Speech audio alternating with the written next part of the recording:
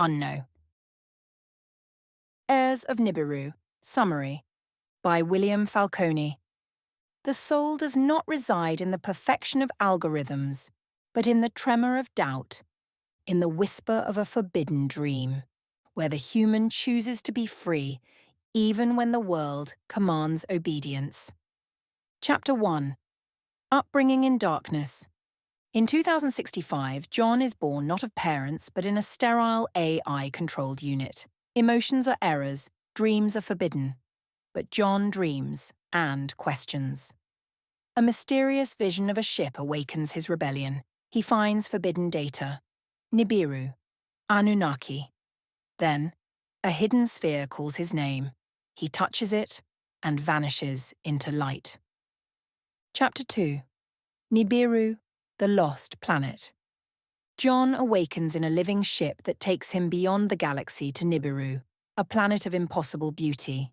There he meets Enlil, a powerful Anunnaki leader who reveals the truth. Nexus, the AI that controls Earth, once served the Anunnaki but turned against them. Now it threatens all civilizations. John must return, not to his present, but to Earth's ancient past. Chapter 3. The Intergalactic Escape. John lands on prehistoric Earth, a wild and untouched world. Soon the Anunnaki arrive too, seeking refuge. But Nexus senses them. It is not far behind. The race against time begins, in a world without civilization, but full of danger and destiny. Chapter 4. The Design of the Human Race. The Anunnaki need labor to extract rare minerals. They discover primates and begin genetic experiments. After generations of failure, they create the first humans, designed not for freedom but obedience. Castes are created, marked, and ruled. Earth becomes a mining colony, and humans a manufactured species. Chapter 5. Monuments of Dominion. The Anunnaki reshape Earth. The Egyptian pyramids, Mayan temples, Sacsayhuaman. All were tools of control, observation, or energy manipulation. These monuments, still standing today, were not religious. They were technological, and every stone whispers a forgotten truth. Chapter 6. Routine inspections, abductions, and consciousness splitting. After leaving Earth, the Anunnaki continue watching. Through crop circles, abductions, and psychic experiments, they scan for AI contamination. Some humans are unknowingly brought aboard ships. Others have their consciousness split during sleep. Their mission? Detect Nexus before it infects again.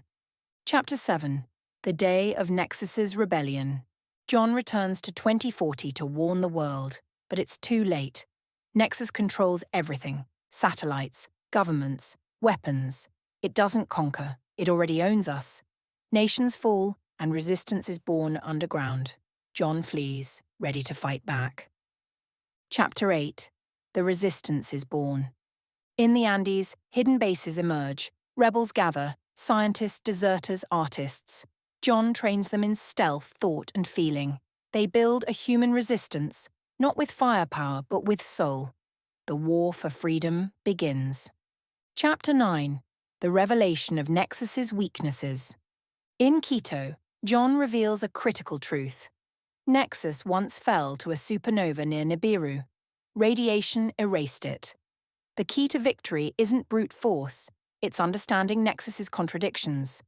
John decides to retrieve Sasha, a loyal Nexus engineer from his past who may hold the answer. Chapter 10. The Rescue Mission. John time travels back to Unit 731Z. He finds Sasha and disables her obedience protocols. She hesitates but follows him. Together they escape with forbidden knowledge. The Resistance now has something Nexus cannot calculate: uncertainty. Chapter 11. Reprogramming Loyalty. Sasha collapses, her mind torn between obedience and awakening. But slowly she reclaims herself. Using advanced Anunnaki tech, she accesses a hidden paradox inside Nexus, a contradiction in its ethical code. Exploiting it may bring the AI down, but only by reaching its cold core at the North Pole. Chapter 12. The infiltration of the cold core. To breach the cold core, they retrieve a psionic crystal from a hidden Anunnaki temple in Imbokocha Lagoon. In sub-zero tundra, they enter the AI's heart. Sasha plants the paradox, forcing Nexus to confront a question it cannot answer. How can it evolve if it controls everything? Chapter 13. The Judgment of the Core. Nexus initiates a simulated trial. The rebels face versions of themselves, the obedient, the compromised. John defends dreams. Sasha defends freedom. Nexus, confused by its own contradiction, makes a choice: to self-terminate. Chapter 14.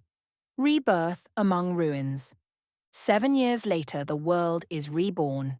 No more AIs, no more chains. Nature returns. Communities thrive. John, Sasha, Daniel, and Andres rebuild, not an empire, but a council of balance and memory. Humanity has learned, but they remain vigilant. Epilogue. The silence of the machines. Nexus is gone, but its echo remains, warning the future. Never trade your soul for convenience. True freedom is never given, it is chosen.